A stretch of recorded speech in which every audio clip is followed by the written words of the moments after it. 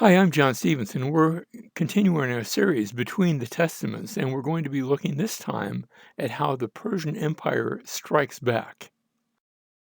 If you go to Iran today, and I haven't personally been there, so I'm doing this from hearsay and studies and so on.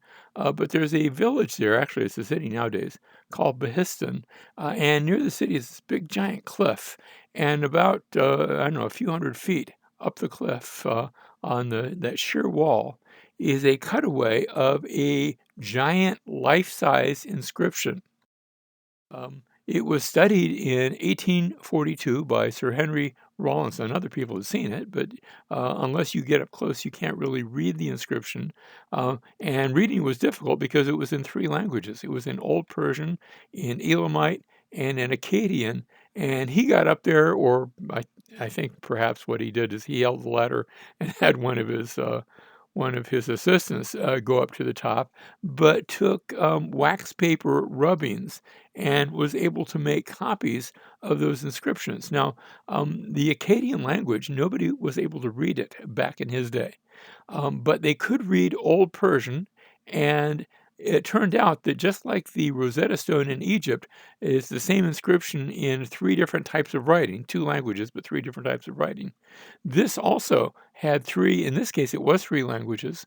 And so they could take the Old Persian, which they could read, but then they used that to begin to translate and to crack on how to read both Elamite and especially the Akkadian language, which was the lingua franca, that is the common language throughout the second millennia BC, and it was still being used at the time of this. This is in the first millennia. This is around, well, I'm doing the math, in the 500s BC when this inscription was made. The inscription tells the story of Darius the Great, and he's the big fellow you see over on the left, and how he had come to the throne, even though his father wasn't the king. Cyrus the Great had been a distant cousin of his, and when Cyrus's son Cambyses met his untimely death, it was Darius who rose to the occasion. He and several nobles traveled very quickly to the capital, where they found somebody pretending, at least this was the way the story is told, pretending to be the brother of Cambyses, and he'd been trying to take over the throne for himself. And they took out this usurper, and then they sat down and decided which one of them should be the next king. And I don't know if they held an election, but the way they described, they did something to that effect. Not not a universal election, just among themselves. And Darius was chosen, and he's going to be Darius the Great. So Darius the Great now, the first thing he has to do is capture the entire Persian Empire. Was in a state of just flying apart. People thought, well, Persian Empire's over. We can go back to being whatever they were before that. And Babylon had rebelled along with a number of other cities. And so he goes and captures Babylon. Actually, the way they tell the story, he had one of his own generals volunteer, and the story goes that he cut off his nose and his ears and then showed up to Babylon saying, look, this is what Darius did to me. And they said, well, sure, certainly you hate Darius, and you can come and be part of our military and help defend our city against Darius. And so they made him part of the military, and the first thing he did is open the gates for Darius to come in. So Babylon was captured quite easily, actually. And once the various key cities were captured, all of the others more or less fell into line.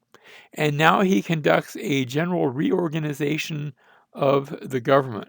One thing Darius was, he was an excellent administrator, and he's going to be in charge for quite a number of years. He under his role, we mentioned this last time, the temple in Jerusalem in the year 516 BC. This was the sixth year of Darius, so he comes on the scene, takes power in 522 BC. Remember, BC, we're going backwards with our numbers as we go. Actually, we're going forward toward the year 1 BC, and then eventually the year 1 AD, and all the way up to our present day. But he doesn't do it, but the temple is completed in Jerusalem. But he actually builds palaces for himself, both at Susa, which was the traditional capital of the Persians, but also a new city, the city of Persepolis, which just means Polis is the word for city, and Paris for Persians. So it's the city of the Persians, and so these would be the summer and the winter palace, respectively, of both Darius and the Persian kings that followed him. The empire of Darius then stretched, and it was Cyrus the Great that had initially carved out most of this, but now he is organizing it, going from the Aegean Sea all the way to India and far up into Asia, a huge empire down into Egypt. It was Cambyses that had carved out that portion. In fact, Cambyses, the ruler before Darius, the one who had died in an accident, had actually sent an army to the west across the desert. He had heard of a place called Carthage. Now, Carthage is way off our map. We'd have to go extend our map quite a bit further to the west. That was the Phoenician colony turned, I guess by this time it wasn't quite an empire yet, but it was moving in that direction. And Cambyses had sent a Persian army out across the desert to look for and capture Carthage. They were never heard from again.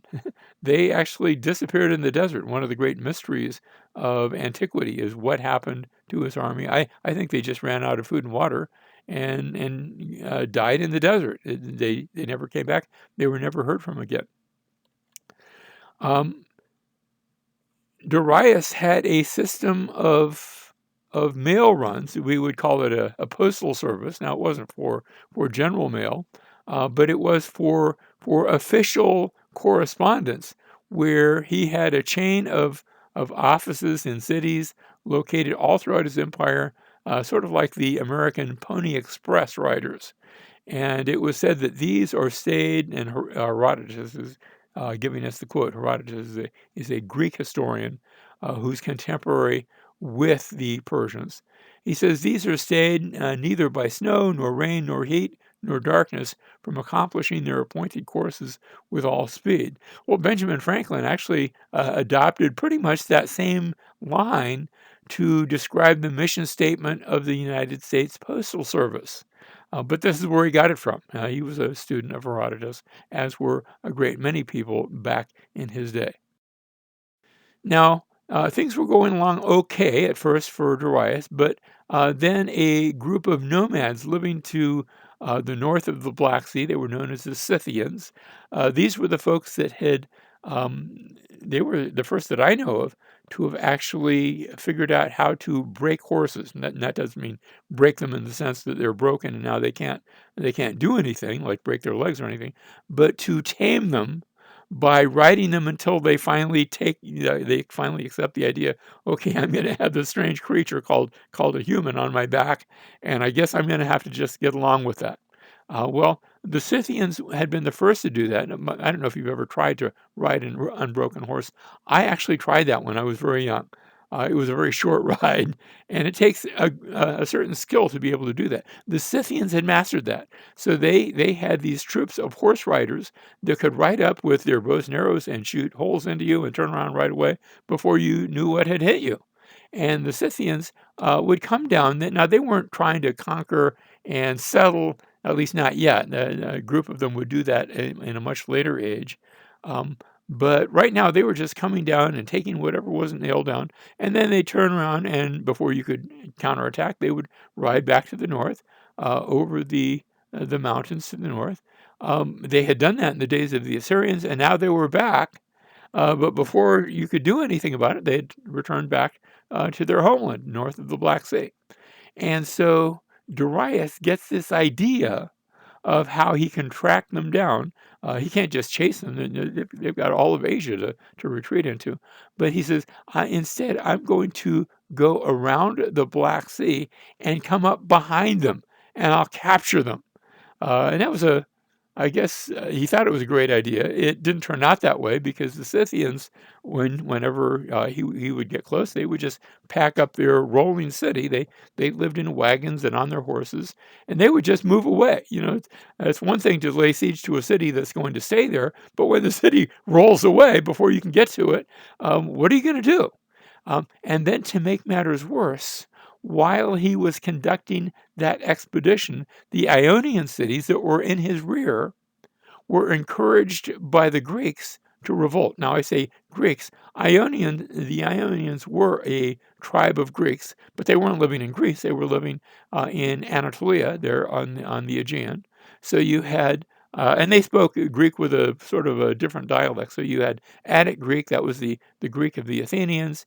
You had the Ionian Greek, that was a slightly different dialect. They had a lot of words that were the same, but that were the Greeks that were in Anatolia there. And you also had the Doric Greeks, which the Spartans, their language sort of came from that. So the Ionians had been encouraged by the Athenians to revolt, and Darius comes back and he puts down that revolt in no small order. Now, after that revolt has been put down, the revolt of the Ionian cities like Smyrna and Ephesus and different cities along the coast there, next he decides, I'm going to punish Athens for having encouraged that revolt. And so he gets both an army and a bit of a navy together, ships that can, because you can go from the Ionian cities across the Aegean to Athens and never lose sight of land because there's islands all along the way. But you still need the ships to sail. You can't just swim from island to island. That's a bit far for anyone to actually swim. And so they're going to sail across, and they land in a place called Marathon, and there they land with their soldiers, and they're going to set up operations here at Marathon, and then march south. It's about 26 miles south to Athens. They land at Marathon, and the Greeks are waiting for them on the shore. Although the Greeks are vastly outnumbered, the Persians have a huge force. They've got their ships, they've got their military, and they attack, and the Greeks actually have a weak center line, so they actually retreat, but it's a very orderly retreat. Usually when people would retreat, they just drop everything and run. And the Greeks don't do that. They allow themselves to be pushed back, and it's a ploy because what they've done is they've strengthened each wing, and the wings cause the Persian lines on both the right and left flank to retreat and run away in typical formation, and then those two flanks turn and attack in an enveloping maneuver. It's a brilliant maneuver. First time that we know that maneuver had ever been used. It's used all the time by militaries today. And so the Persians suffered a great defeat. The Athenians that were there, they lost some forces, about 100 and I think it was like 196, but don't quote me on the number of their number. And when it was over, they sent a runner all the way back to Athens, how they had won the Battle of Marathon. He ran 26 miles, actually ran the first marathon. That's why they call it that.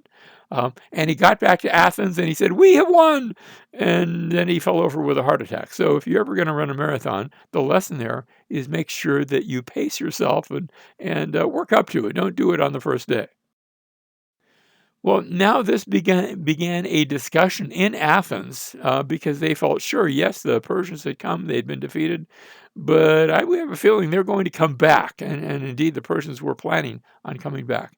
And there was a citizen there. Athens was ruled by a democracy that everybody had a chance to vote. And everybody had their say. And Themistocles, he said, maybe instead of worrying about building up our military forces, maybe what we need to do is build up our navy. If we can stop them from sailing over here, then maybe we could stop them for real.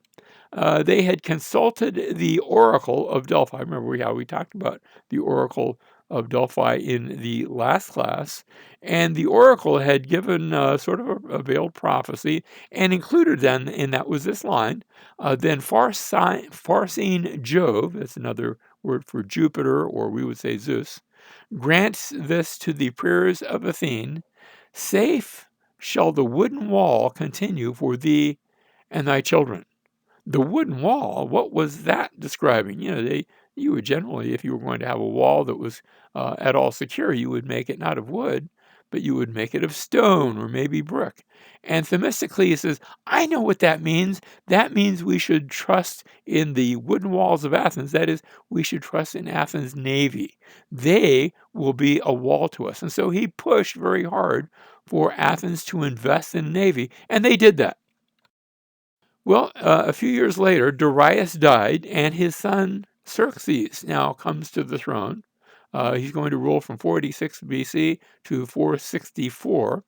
And he initially starts again with rebellion again in the empire. He has to go down to Egypt and put a stop to that. That's not the first time Egypt's going to give the Persians problems.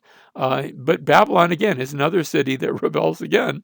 And again, it has to be captured, and these are put down. And once he is complete, once he's finished with that, then he gets ready to take up where his father left off. Let's go back to Greece. Let's take out Greece, those nasty old Athenians. So he marches there to Anatolia, but he says, instead of trying to sail across that, we've kept tabs on them. We've heard about the ships that they're putting together and things like that. So instead, I want to take a much bigger army across. So again, we've dealt with the Ionian cities. That's the base of the operations, and now he's going to cross what's called the Hellespont. Notice how the water the land masses come very close together. This is waters that flow out of the Black Sea into up in the northwest corner. You see the Sea of Mamre, and then out into the Mediterranean. And it's only about a mile wide. You can stand there and see across it. And so he has a bridge built, actually three of them, by just taking the ships that he has and anchoring them and tying them together. So it's sort of a movable, we would call that a pontoon bridge, and it's there to span the Hellespont. When a storm comes up and knocks the bridge apart, the Greeks tell the story, and they may be making this up, I'm not so sure. But they tell the story about how Xerxes, in a fit of rage, has his soldiers go down and whip the water, like we're going to punish the water. I'm not sure that Xerxes actually did that sort of thing. That might have been just Greek propaganda. He uses that now to cross the Hellespont, and they do that. They march. It takes them a week or longer to march their troops across those bridges, crossing the Hellespont into Macedonia, Thrace and Macedonia. Those are the regions in the north.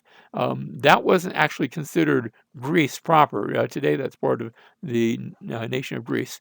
And he marches across there past that entire area, and he comes down to a place called Thermopylae.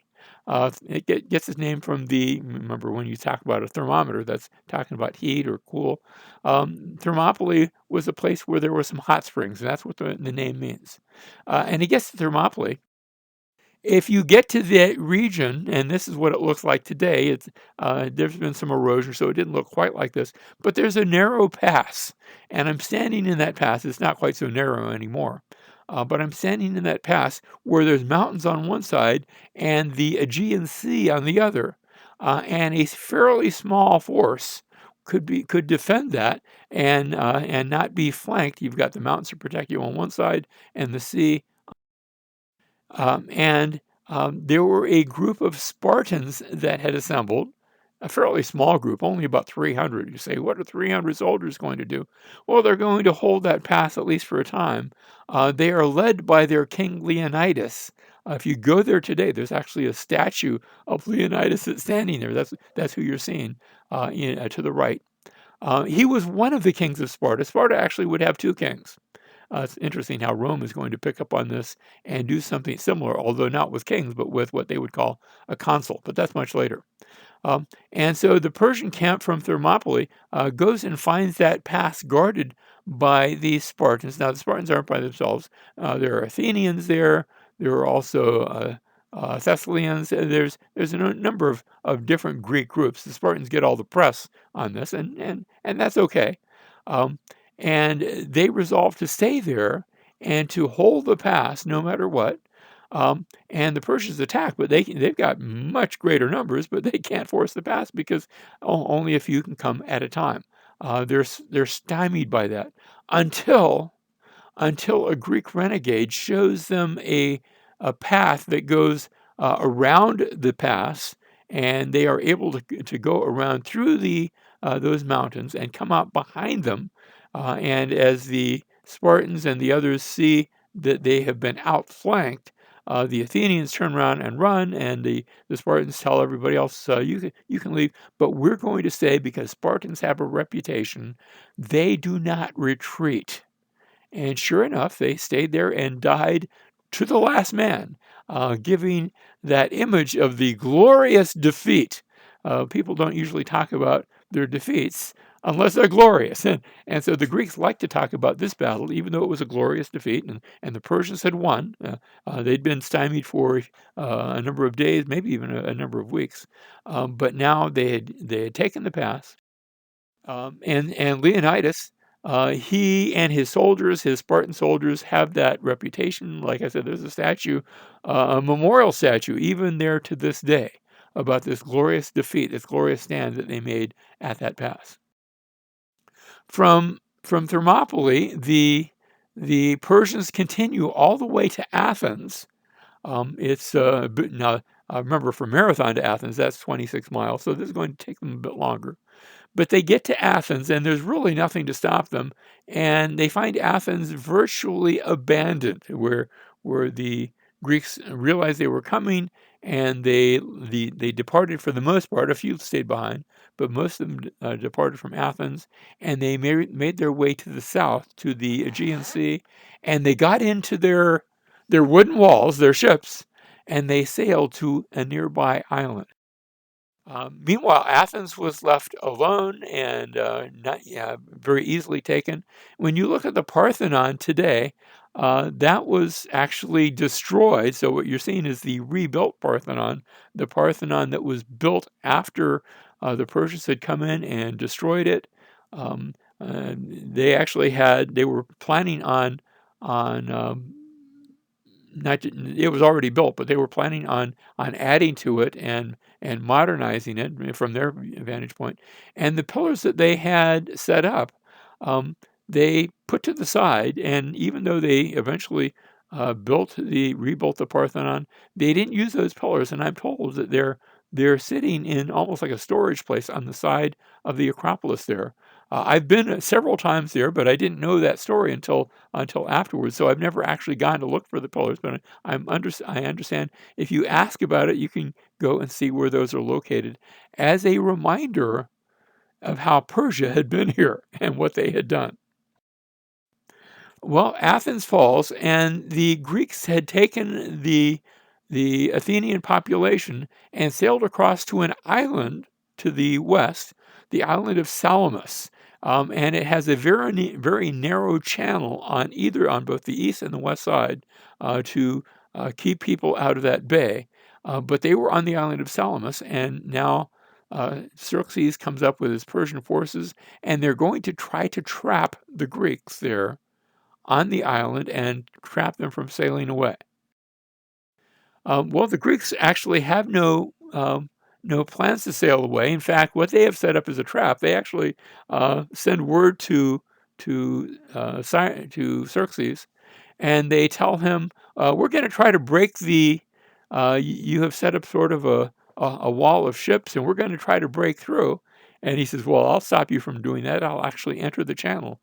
And they had been. It was a trap. They had actually enticed the Persian forces into that channel, where the much greater Persian forces, they had a great many more ships, but they again were at a disadvantage because it was a very narrow channel, or relatively narrow, and they couldn't turn. They weren't that good at sailing. The Greeks had spent a lifetime in the Mediterranean. The Persians not so much. In fact, the Persian navy consisted of both their ships, Phoenician ships. Now the Phoenicians were good sailors, and Egyptian ships. And I don't have to tell you how bad the Egyptians were at sailing. They were spoiled by the Nile. On the Nile, you just go either north or south. You don't really do a lot of turning. But there were some Egyptian ships in the Persian fleet. Indeed, the story is told about how one of the Egyptian ships was commanded by a woman, an Egyptian woman was commanding one of the Egyptian fleets. And when she was trying to get away from the Greeks, she turned around and rammed one of her own ships, one of the Persian ships, causing it to sink. And Xerxes was watching this from the shore. Now he didn't realize that it was a Persian ship that was being sunk. He just thought that Egyptian female sailor was taking out a ship, and he burst out and he said, "Look at that! My women are turning into men, and my men are turning into women." And that was not meant as a compliment toward his naval officers. It was saying, "Look, they're losing their ships and they're losing the battle, and it's just a disaster, and they haven't done very well at all." So that was the Battle of Salamis. It was a great victory for the Athenian fleet. And after this, Xerxes left his armies there in Greece under the command, I think it was of his brother-in-law, and he just packed up and went home. He says, "I'm done with this." And they stayed until the following year and they fought a battle where they were also, again, it was another Persian defeat. And the Persians packed up and left, and they said, "We're out of here. We're not going to do this any longer." And so the invasion of Greece had ended in a complete failure. The Persians pulled back, and they resolved from now on we'll deal with the Greeks from sort of long distance. We'll send money to their enemies. We'll be involved that way, but we're no longer going to try to invade Greece. And now, as Xerxes goes back, he finds himself having issues with his wife, and he takes a new wife. He actually has a whole bunch of wives, but a new, I think, first wife or royal wife. She's one of a whole bunch, and that's going to be the Esther story. And Esther will be chosen. Now she's Jewish, but she has not made it known her heritage. She's just a Persian, living in the Persian Empire, part of that empire. And she is there when a plot arises to kill all of the Jews throughout the entire land. And the one who comes up with it, his name is Haman, and he's trying to ingratiate himself with the king, but he's also developed a very anti-Semitic point of view. And so he gets the king aboard with this plot to exterminate the Jews. He says, "Look, your coffers are sort of low, taxes haven't been coming in, and I have a way for you to fill the treasury. There's all these Jewish people that live all throughout your empire. If you take them all out and confiscate their wealth, maybe you give people that have killed Jews a little bit of a cut of what they capture, but you take the lion's share, then you'll have all that money and you can just party on and everything will be okay." And the king goes for it. I'm not sure if it was because he was necessarily anti-Semitic himself, but he's just interested in his stuff, his parties, his pleasure, and so he authorizes this to take place, and plans are set up, and it's announced. They've actually sort of rolled the dice, cast the purr, and so they determine a certain date when it's going to be open season on Jews. And Esther, she's been hiding quietly in plain sight because he doesn't know, and most people don't know that she's Jewish. But her cousin Mordecai comes and appeals to her and says, "You really need to do something about this. Indeed, it might be for exactly this reason that you were put in place." And so she does go to the king, and she says to the king, "There's a plot against one of your wives," which would mean really it's a plot against you. "What do you mean? What kind of plot?" "Well, a plot to have your own wife put to death." And again, anything that's against one of your wives, that's in an honor and shame culture. That reflects bad on you. Well, what's this plot about?" And then she explains how this plot to do away with the Jews is actually a plot against her because she's Jewish. And he says, "Well, I'm going to check this out." And he, when it's done, he reverses himself. He actually takes that one who plotted, Haman, and has him impaled. Uh, but he says, "It wouldn't look good for me to just reverse myself. What I will do," and he doesn't come up with this idea. Mordecai, the Jew, comes up with this idea. Instead of just trying to reverse yourself and losing face before your entire empire, what you can do is say, "Yes, it will be open season on the Jews, but the Jews are allowed to protect themselves." And that really reverses the entire story. Imagine deer season coming up, but the deers are all armed with guns and know how to shoot them. That's what this is going to look like. And so it's open season on Jews, but watch out because if you try to take them on, they're going to take you on and take you apart. And so it is a day of deliverance instead of destruction for the Jews. It's a day of deliverance for the Jews. It's a great story, the story of Esther. One of our professors at South Florida Bible College actually did her PhD dissertation on the book of Esther. I had to ask, is Xerxes, commonly, most people think that Xerxes is the king that's described in Esther. He's not called by that name. He's called by the name Ahasuerus. Is that another name? Is that a title? I'm not entirely sure. I suspect the latter, that it's a title rather than a name. But I asked her, I've been under the sort of sneaking suspicion that maybe instead of Xerxes, it might have been Artaxerxes, one of the later kings, who's in view here in that story. And she had done the research much more than I have. And she said, no, Xerxes really does. He's the only one that fits the bill. And so the scholars are pretty much decided that Xerxes is the king who is being described there. And I'm willing to go along with that.